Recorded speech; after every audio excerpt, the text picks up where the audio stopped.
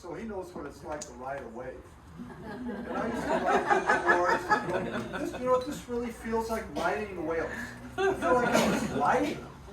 I'm listening to them, I just feel like they're just guiding me, and that's what it feels like. The way you feel like surfing, Pete. I feel like I'm just riding these whales. And so, John, these are all from the Monterey Bay, as you know, and his MBARI, the crew who were over there, they edited out a lot of the hits. So these are really up close and personal humpback sounds. Well, explain what the hiss is. Yeah, the hiss is the sound of bubbles collapsing. Bubbles caused by wind at the surface or rain hitting the surface.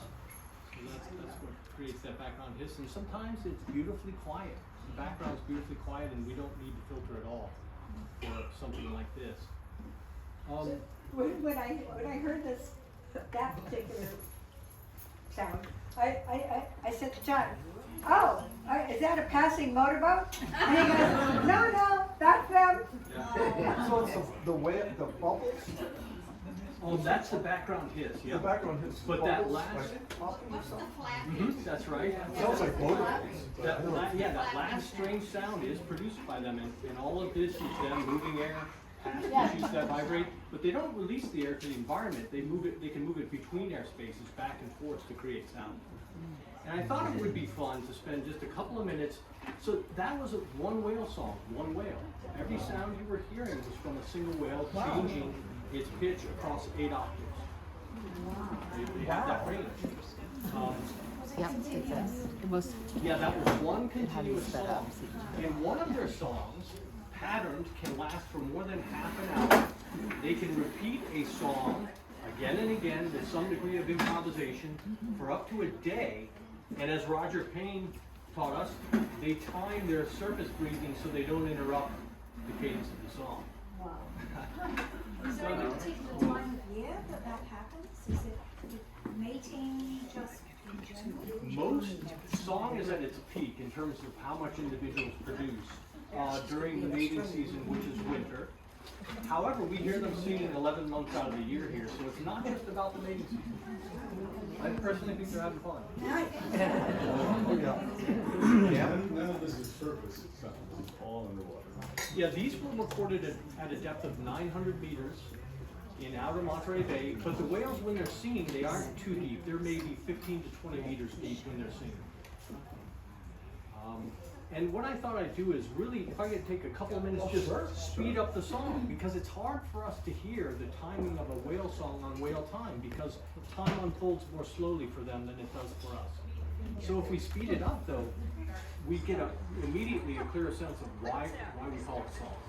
So this is that same song you just heard 5 times fast. Wow.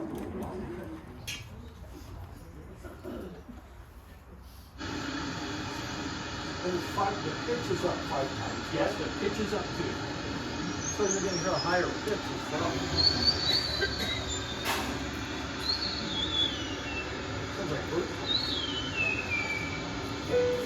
But they're up to about what? 400 or 500 cycle range.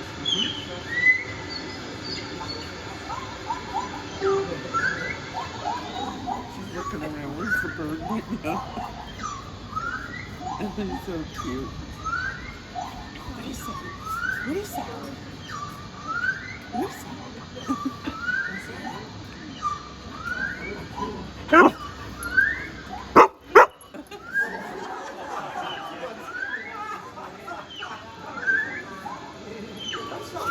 Yeah, you can hear the theme, variations on the theme.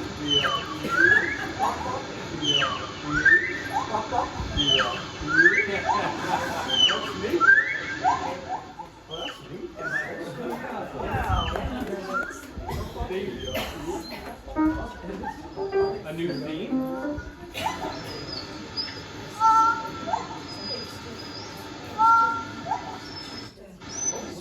So you get the idea. Do you want to keep hearing this, or I just wanted to take a moment. There's so much more in the concert that I just wanted to take a little diversion, because it does really help for us to speed it up, to sort of sense their timing and hear the structure. No, we can hear this. This is new to me too. Oh, this is new too? This recording speeded up. Yeah. Okay. Well, anytime you guys are ready to move on, we can quiet the set, with the alternating set.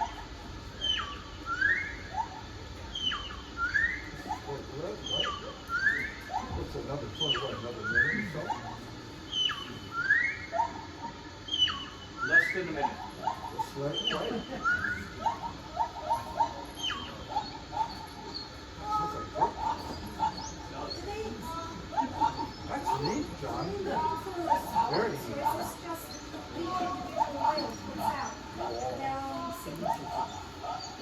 Yeah. Each whale sings a song. You know what else isn't that neat? Speed it up. They sound like bird calls. And they Sophie, Peggy, what do you think? Sounds like in the jungle. The rest of the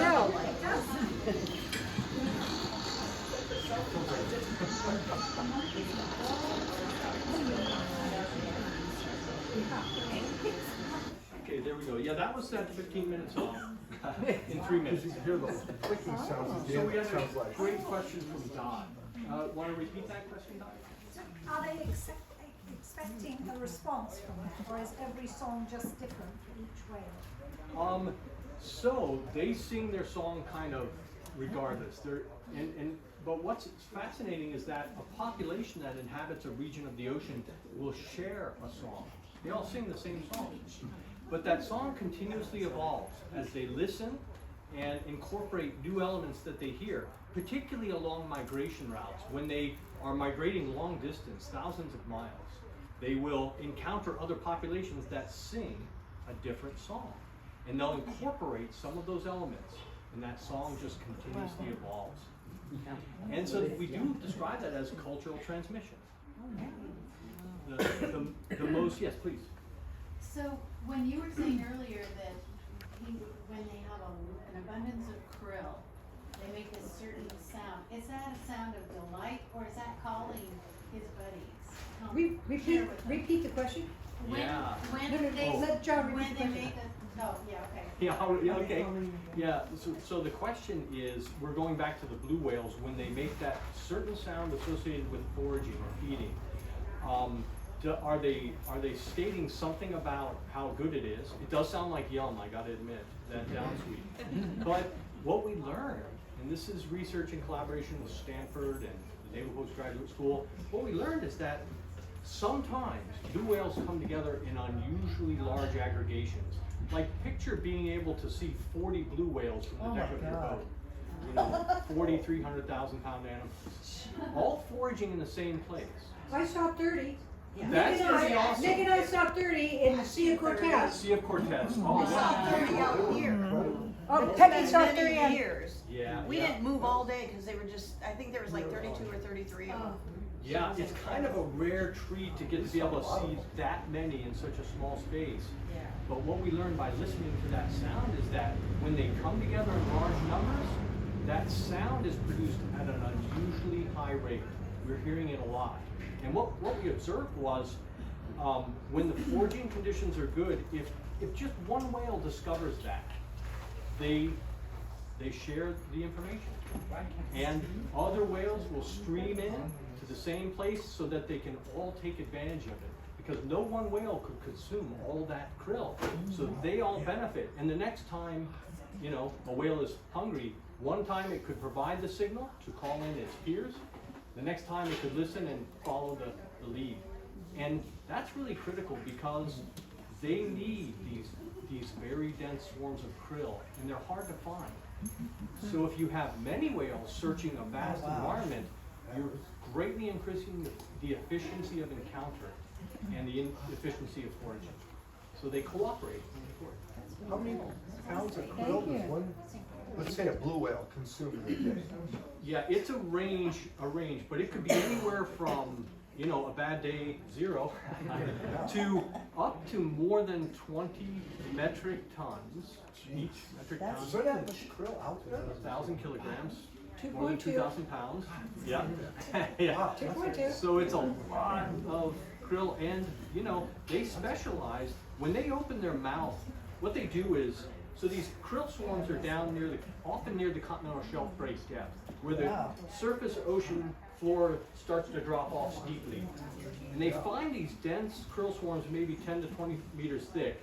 They dive through them with their mouth closed, immediately turn back up, accelerate and engulf a mass of water that can weigh more than themselves, like 1 1/3 times their own weight. And in only 2 minutes, they'll squeeze out the water through their baleen, be left with just the krill, and that's how.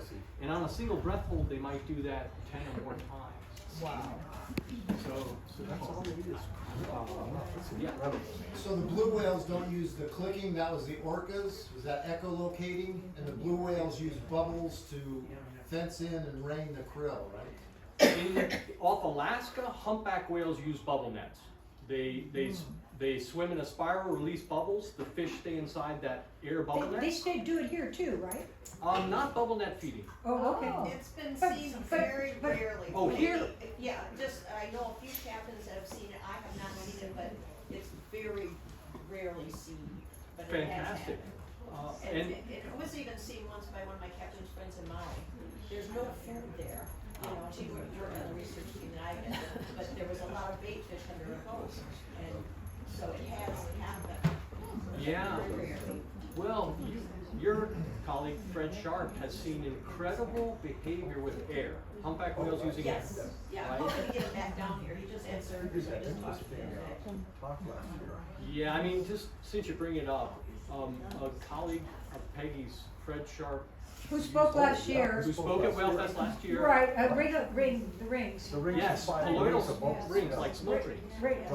And they'll be in the water, and they even filmed a couple of them creating this smoke ring that expands as it moves toward the surface. Then the whale pops up in the middle of it, to the delight of everyone. So on the it's whale. like as big, it's maybe as big as this room, and they'll create this bubble, and then all of a sudden, they just pop up and nobody knows why. I mean, they're just playing, they're having fun, we assume, because there's no, I mean, it's not a mating call, it's not a feeding thing. They're just having fun, making bubbles in a circle. Perfect circle, perfect concentric circle. Wow. About as big as this room, and then they just come through it.